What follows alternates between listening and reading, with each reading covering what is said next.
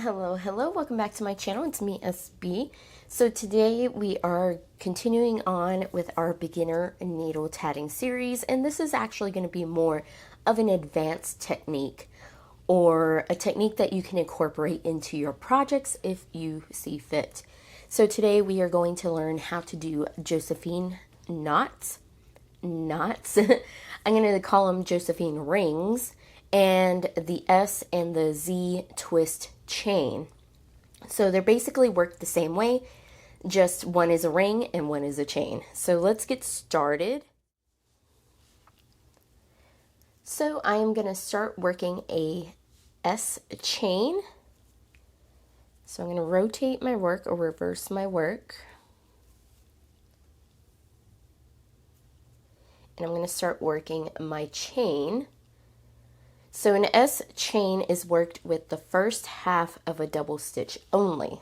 As you know, a double stitch is consisted of 2 stitches the first half and the second half. So just to recap, the way that I work my double stitches is I use my thumb and my index finger to complete each part of the stitch. So my thumb completes the first half, my index finger completes the second half. So we're going to work the first half of a double stitch only to create this S twist chain. So remember, just the first half. So I'm going to work about 20 of these half stitches. So 1, 2, 3, 4, 5, 6, 7, 8, 9, 10, and as you can see, it's already starting to want to twist around my needle. So just be mindful of that and keep everything as straight as you can.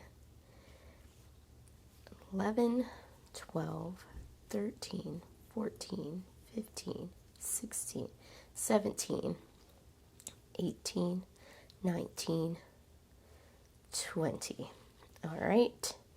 So there is my S chain on my needle, and if I let go of it, it'll start wanting to go around itself. So I'm going to try to keep everything as straight as I can, like I said, because this is going to start twisting and getting all crazy. So I'm just going to pull my needle thread directly through, and I'll show you what's going to happen here. All right, you ready? I'm going to let go of this, and it's going to start twisting. And as you can see, it created that beautiful twist that, I don't know, I just love the way that looks. So if you made this even longer, you can create those beautiful looking bracelets that I always see people create like by hand, but we needle tatted it. So here it is. Here is the S twist. So remember, this is going to be very, very twisted. So I'm going to fix this to where the way we were working, which was that way. And now we've got that twist, and I'm going to reverse my work, which can be kind of difficult. That's why I say it's kind of an advanced technique, because you do have to have some knowledge of, you know, how everything works up in needle tatting. Okay, so now we are at the point where we are going to work a Josephine knot, and a Josephine knot or ring is made by doing the first half of the double stitch as well. So there's a little extra twist, no pun intended, to get this ring to sit nicely. Now, these rings are typically used as thrown rings, or rings that sit on top of chains. So as you can see, we have a chain here. We're going to put the Josephine knot here, or ring, Josephine ring here, and then we're going to work another chain. So this way, it kind of gives it a nice little look. These rings are typically smaller and look a little fluffier, I'm going to say. So let's go ahead and get started. Now, in this case, I'm actually going to join my Josephine knot to the first ring that I worked. I'm going to work 13 first half stitches. So I'm going to split this up a bit. So I'm going to do 7. And now I'm going to join to this ring here.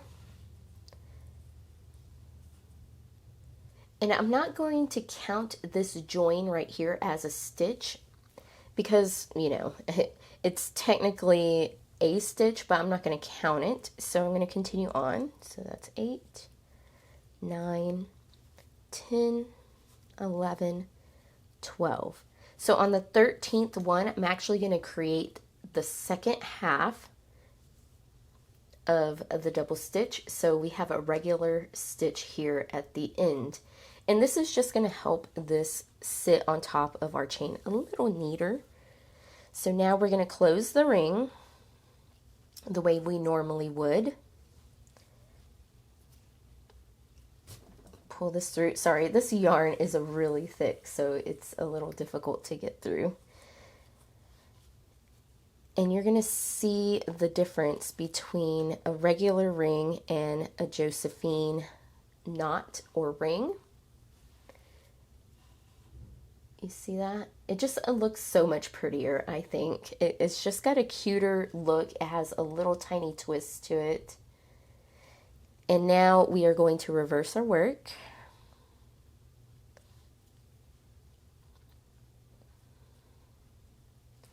And there we go. So now we're going to create our next chain, which is going to be the Z chain. And this one is going to be worked with the second half of our double stitch. So the second half is the one that we work with our index finger, as you can see, and through the back of our index finger. So if you work it regularly where you do this, you see the first half works through the front of the stitch. The second half works through the back of the stitch. Just like that. So I hope that makes sense. Sorry, I haven't done this method in a long time. So that's how it is worked right there. So we're going to be working the second half of our double stitch. So let's work the Z chain. And I'm going to do 20. I'm going to do 20 second half stitches. So 2, 3, 4. And as you can see, it's starting to twist, but it wants to twist the other way. So the other one was twisting towards us. This one's twisting away.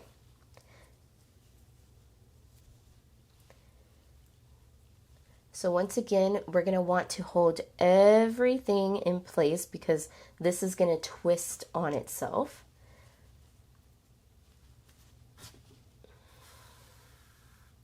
Just like that. And I'm going to let go of my work and I'm just going to let it do its own thing and let it get that twist in there. As you can see, there it is. There is the Z twist. So it twists the opposite way as the S twist. It's pretty neat how those different stitches kind of give you a different look. So now we are going to, I'm going to kind of tighten this chain up just a little bit to give it that sweet little look. I'm going to reverse my work and tie this off just like that. So now we are working back the other way, as you can see here. So on this ring here, I'm going to create a Josephine knot, but this time I'm going to do it the opposite way. So I'm going to work the second half of my double stitch on this ring. So let me get this set up. And we'll take a look at the differences that they are. And this time I'm going to attach to the top picot here. So I'm going to work it exactly the same way. Sorry, second half, as I did that first one, splitting it up. So we're going to work 7, 1, 2, 3, 4, 5, 6, 7. And I'm going to join to the top of my first ring, very first ring that we created. And I am not going to count that as a stitch. 8, 9, 10, 11, 12. And on the 13th one, I'm going to create the first half just to kind of, you know, help this sit correctly.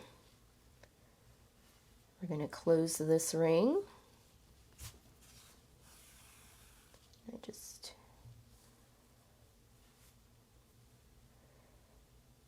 make sure everything's seated correctly.